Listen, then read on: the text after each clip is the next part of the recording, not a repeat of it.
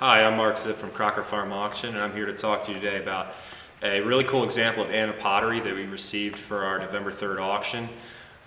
This piece was recently discovered in California from a collection of antiques that had descended in an Illinois family that ended up out west, and it went from California then to us all the way across the East Coast. And we're very excited that this piece was recently discovered. It's one of the infamous Lincoln death masks from the Kirkpatrick brothers of Anna, Illinois.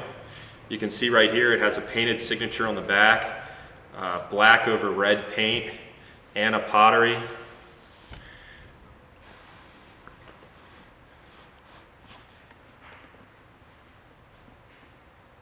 (1877). And these are really cool, enigmatic pieces of American ceramic folk art. A lot of people don't know what they were used for. They were almost certainly copied from one of Lincoln's life masks, actually done during his life.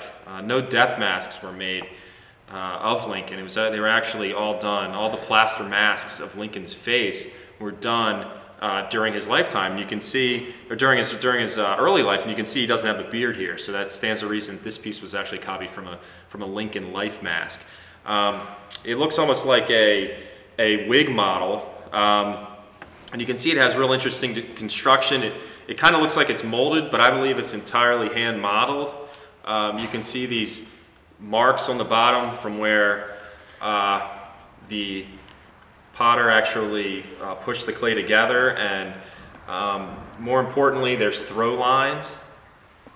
Can you see inside there? I don't even know if you can see inside there. You see inside okay? Okay. And there's various carving marks here from a potter's tool and hand-carved teeth.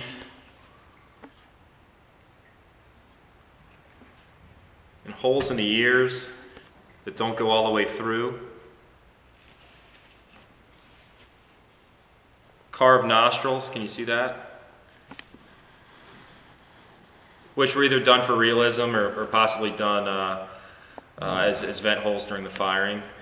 And all this really heavily incised hair done with a really wide carving tool. And the surface is painted. It's a cold painted surface. So actually this piece was salt glazed during the firing. You can see the shininess of the clay. This piece actually went through a salt firing. You can see that around the base. It's a brownish clay.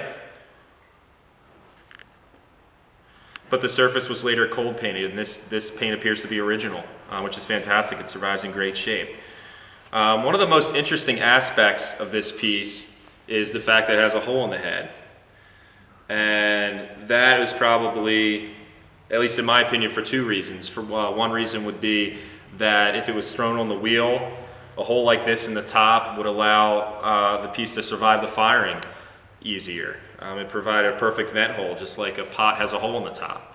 However, it representing Abraham Lincoln, this was probably also done because it had a hat on top of some sort. Of course, not a pottery hat, but it probably had some kind of legitimate cloth, beaver skin, or what have you, top hat, a black top hat, and that was probably kept on his head at all times, so it wasn't really necessary to have a completely solid head.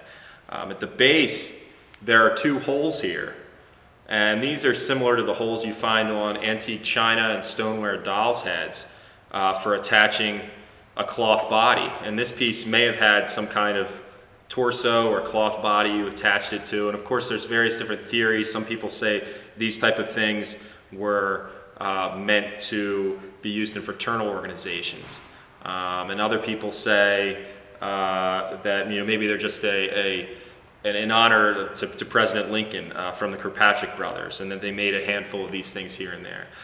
There's a small number of them in existence, and I could actually only find one picture of another one, but judging by the way that one was done, it looked much different than this. There was a number of them made, all hand modeled, and let me show you what it looks like with a hat on real quick. There you go. Of course, Abraham Lincoln wouldn't get caught in this baseball cap, but you get the idea. And thank you very much. We're excited to sell it November 3rd.